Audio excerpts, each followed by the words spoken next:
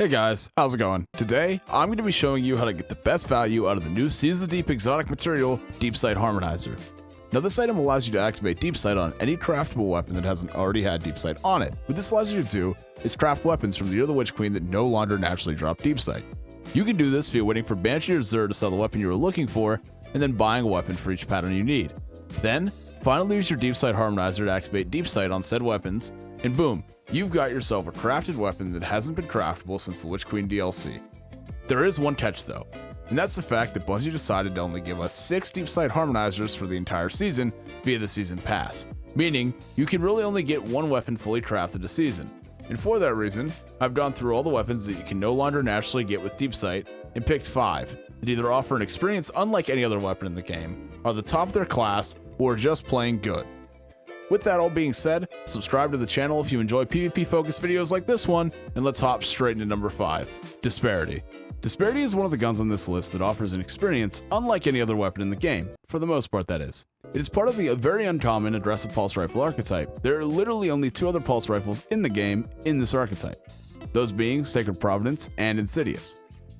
When comparing Disparity to Sacred Providence and Insidious stat-wise, it looks a little rough, with less range, handling, and very similar stability and aim assist. But the one place Disparity does beat out the other options is with its zoom, which makes it feel a little better in general gameplay, but Disparity really starts to shine when looking at the perks. It has some awesome consistency perks like Headseeker, Moving Target, Heating Up, Rapid Hit, Eye of the Storm, and also a fun damage perk combo and Rapid Hit Kill Clip to ensure you get that 2-burst kill. Now, you're probably thinking that's great and all, but doesn't Sacred Providence roll basically the same stuff?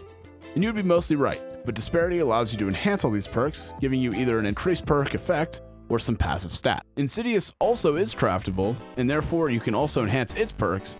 However, it really doesn't have anything special, with really the only perk combo I would go with being Rapid Hit Rampage, and it's for that reason that Disparity is my favorite aggressive frame pulse rifle in the game by far. And beyond that, I think I enjoy this pulse more than any other high impact I've ever used due to the extra forgiveness you get with a 4-burst instead of the 3. So if you don't have a kinetic pulse that you love, then I'd highly recommend using your Deepsight on Disparity. But maybe not as much as our next option, Beloved. Beloved is an adaptive frame sniper originally introduced way back in the Season of Opulence. Shortly after its introduction, it was quickly picked up by the Destiny 2 PvP community and was regarded as one of the best snipers in the entire game. Unfortunately, during Beyond Light it was sunset. However, with the Season of the Haunted, we got it back. And it was just as good as we all remembered, with its classic perk combo of Quick Draw Snapshot. Shortly after its return, many streamers and PvP players alike quickly started adapting to their loadouts. But there was one catch, and that was the fact that in the current meta we already had a wide selection of top tier snipers to choose from, such as Frozen Orbit, Uzume, Adored, Macabre, and as of this season, Mercurial Overreach. By no means does this mean that Beloved is bad, it's still a top tier option.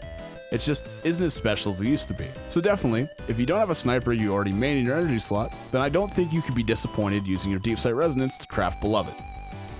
But if you're looking to fill a more close range spot in your loadout, the number 3 might be perfect for you, the Ikelos SMG. Now, I know over the last season or so, Mortal has dominated the SMG meta almost entirely, but with the recent nerfs to the way target lock works and the 10 reduction to range, it's allowing other SMGs to shine.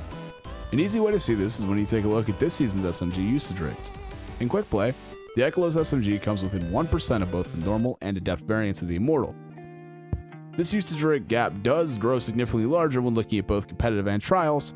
However, I believe at least some portion of this is due to the fact that Immortal is obtainable via playing trials, a game mode predominantly played by more PvP enthusiasts than anyone else. And those same PvP enthusiasts seem to be the target audience of competitive as well. On top of that, when you compare Ikelos to Immortal and other top SMGs stat-wise, it becomes even more compelling. It has the highest handling out of any other SMG, second highest range, only being beaten out by the new Dungeon SMG, and also the second highest stability, only being beaten out by the Adept Immortal SMG. And when you pair this with its top tier perks like Rangefinder Dynamic Sway Reduction that can be enhanced once crafted, it becomes very easy to see why you should consider using your Deepsight Resonance on the Ikelos SMG. And maybe you should save it for number 2. Austringer. Austringer is one of those weapons that you'll pick up and you'll never want to put it down. When using this hand cannon, it's so easy to hit those crispy 3 taps due to the superb base stats and S tier perks that can be enhanced once crafted that it becomes hard to consider anything else.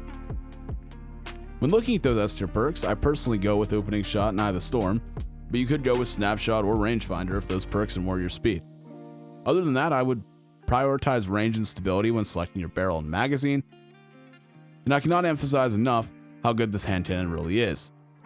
I started using this weapon again for a video about a week ago, and I genuinely have not been able to use anything else.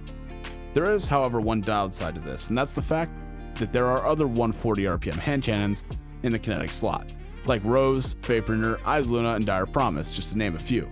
But none of these are craftable, and the likelihood of getting a perfect 5 out of 5 roll without crafting isn't very good. Even so, if you already have a hand cannon in the top slot that you think you would enjoy more than Austringer, then maybe this isn't the best usage for your Deepsight Harmonizer. But I guarantee you, number one is Drang. Now, I'm not gonna lie, I'm not a big sidearm guy, but this thing shreds. I mean, it tears through the entire enemy team like they aren't even there. It makes sense why it's the most used sidearm in both competitive and quick play. And on top of that, it has some amazing perks like Quick Draw, Rampage, Eye the Storm, Moving Target, Swashbuckler, and Zen Moment. It truly offers a unique experience while being the top of its class. And also, it's just plain good. That's all without even mentioning the synergy with the exotic hand cannon Sturm that allows you to 2-tap. So yeah, if you like killing people in the Crucible, then I would highly recommend at least going to the gunsmith and grabbing one to try out. It's truly an experience like no other, and it is most definitely worth your Deepsight Harmonizer. With that being said, thank you guys so much for watching the video. Love seeing all of your beautiful faces here as always, and have a wonderful day. Goodbye.